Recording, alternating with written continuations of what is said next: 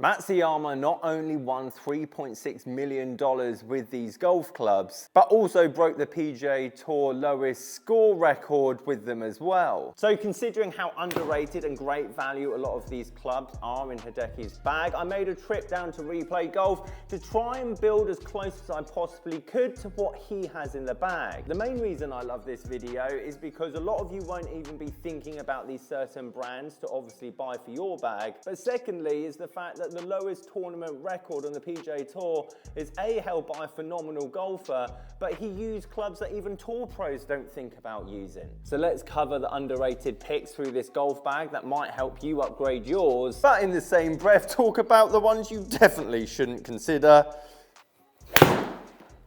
as they're only going to impact your bad shots. Before we start at the bottom end of the bag, I'm on a goal for 100,000 subscribers this year, so if you like this video, you find it useful, please consider hitting that subscribe button. And my wife's promised me a silver play button party when I finally reach that goal. What I haven't told her is you're all invited.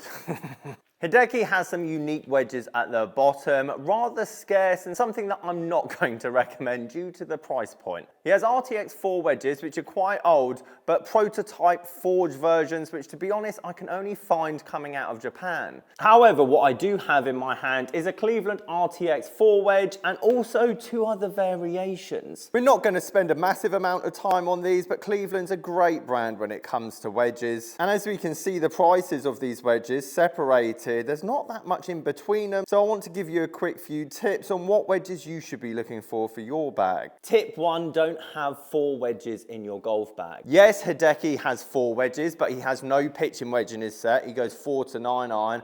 And if you are incredibly fast, yes, okay, 4 wedges. But 9 times out of 10 for the average golfer, I'm thinking more about 2 of these, a 52 and a 58, even a 50 degree and a 56.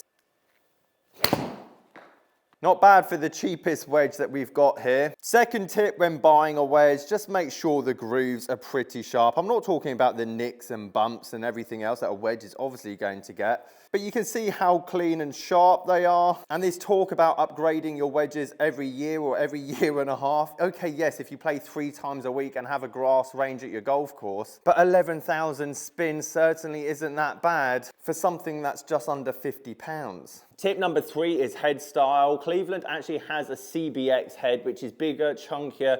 If you don't have the best strike with your wedges, don't get a bladed version like this. Because yes, wedges are one of the easiest clubs to start the game with, and then the hardest to perfect. Getting this spin control, I struggled with heavily when I started this game. And now having the technique, it means that I can get more spin out of any wedge than I could even with a 150-pound wedge when I first started. And the last tip when it comes to wedge is just check the grip. These clubs get used more than most, chipping, wedge shots, you name it. And yes, this RTX 3 performance-wise, which I'll show you in a minute, is phenomenal. You'll probably have to spend £10 changing the grip as that's very shiny, which means it'd be virtually the same price as this much more newer 2020 Zip Core that I have here. I guess a bonus tip, and probably more important, is make sure you have the right gapping into your irons, just like Hideki has 9 iron and then he has a 48-degree wedge. A lot of you guys have a pitching wedge go straight to a 52 and wonder why there's such a gap, but your pitching wedge in your set's 45 degrees. There's 7 degrees gap there. That ultimately will be what I'm more concerned about. Oh, 11,000 again. Because regardless of year, let's be honest, those numbers are very similar to each other, even though I used 3 different 56-degree wedges. I have a fascinating story about the putter, and sadly I don't have it here, and I'll show you the putter that he's using and why it's so fascinating. Obviously it's a Scotty Cameron Tour 009 putter, and again on eBay, if you find a Tour one, it's going to be about 4 grand, 5 grand, something like that. The bit I find fascinating is that the record that obviously Hideki broke was Cam Smith at the same golf course, shooting 34 under, and guess what putter he used? The 009 Scotty Cameron putter. Obviously I'm not saying that putter or even a blade style putter is going to be good for your golf game.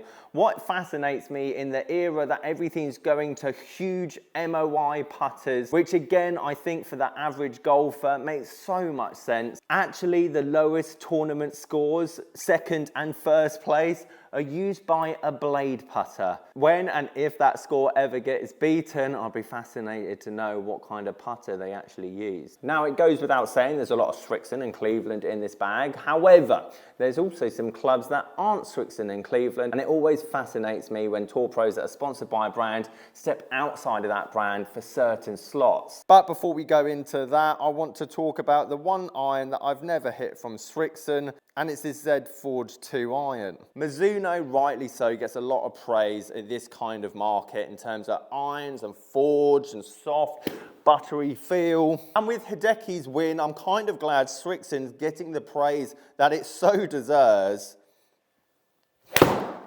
Oh, that is absolutely lovely. Because they make fantastic pieces of equipment. This is another unique quality from Hideki's bag, is the fact that he does use a blade. Most tour pros don't use a very traditional blade. I know some of you watching this that have played the game for 30 years are going, Simon, that's not a blade, this is a blade. But in the modern day game, that is definitely a blade. What I do want to recommend is the Srixon ZX7s and ZX5s. Not the Mark IIs, they're a bit expensive still, but actually the original ZX7s and 5s. The 5s are the more cavity-backed, forgiving head type. Show you prices down here. The ZX7, that more player's iron, more like your JPX Tour head. I've got the 919 here, but obviously the 921, so on and so forth. And just like Mizuno, Srixon are very good when it comes to combo sets. They merge very nicely, and for some of you guys that want a pitch and wedge 9, 8 in this kind of head style, and they need help on the 6 and 5 iron, A, they never look out of place, and B, they all feel very similar, even though you're changing that kind of head style. I absolutely guarantee a lot of you will have never heard of this particular model of Cobra fairway wood. And sadly, I haven't got the particular head type that Hideki uses, but I want to show you with these head types how you can choose the right fairway wood for you. Oh my God, it's just like a mini driver, this thing. I've never hit one of these, but no wonder they're so scarce. I've gone 270 yards off the deck, that has. Currently, Hideki has the Rad Speed Tour 5 wood, lofted up actually to 19 degrees. He has no hybrid in the bag, and the reason that I brought both of these is to show you the spectrum. This is very much a mini driver. It's going to drop the spin and give you incredible distance. This, a lot shallower top to bottom, and it's one of the reasons why Cobra is so popular in the fairway wood section, especially for amateurs, is that they can get it up off the ground. Matt Fitzpatrick famously has used a Cobra fairway wood in the past, and it somewhat sneaks into people's bags, and it always fascinates me. Why are pros going to this particular model? And more importantly, second-hand Cobra fairway woods, even the 5 woods and 7 woods that are a bit rarer, you can get at a pretty decent price and not extortionate ones. Obviously, the tour head would be somewhat smaller than this, less forgiving, but then more controlling, which evidently Hideki needs, as it goes 4 iron straight into the 5 wood, which I imagine he'd use for quite a lot of approach shots. Which brings us on to Hideki's next club, and I'm definitely not going to recommend this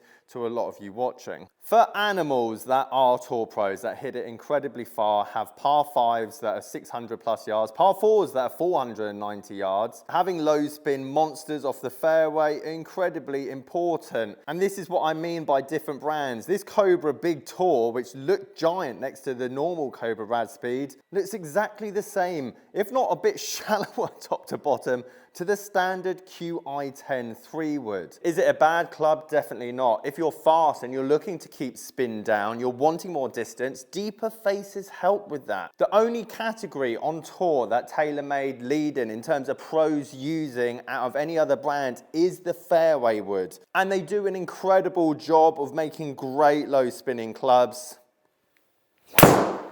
Oh, that is an absolute rocket. But if you struggle to get the ball up in the air, or actually you want a fairway wood to hit out the rough to save you, this certainly isn't the loft, i.e. get a 5 wood or a 7 wood, and potentially if you're looking for those tight lie fairway pickups, again, this head style doesn't promote that. That being said, if you're fast and you want a second driver off the deck, TaylorMade's definitely the way to go. And the QI10 is a bit new for me to recommend on this channel. However, the stealth version that doesn't have the carbon face like the driver is still widely used on tour for good reason. And the prices are definitely a lot more affordable. I've got to try and hit this driver further than that TaylorMade 3 would now, which might be a challenge if I spin this too much. Oh, that's bottom heel. That might struggle to get there. 5 yards short of the 3 wood. I do a lot of driver videos because I guarantee you with the right loft and shaft, and I appreciate it's difficult to find, a 5-year-old driver will go just as far as a brand new one. Faces haven't got any faster. The forgiveness marginally might have got better, even though, let's be honest, we're trying to hit the middle of the face anyway. However, very rarely do brands succeed in all, apart from maybe Titleist. I think Titleist is the only company that people want the putter, want the wedges, want the irons, want the woods, want the driver. However, with Hideki's success, and even Brooks Koepka in the past using the same driver model, and if I stop hitting this thing out the heel, better. I do feel Srixon have got a head style here that's quite unique, and to be perfectly honest, one of the best in its category.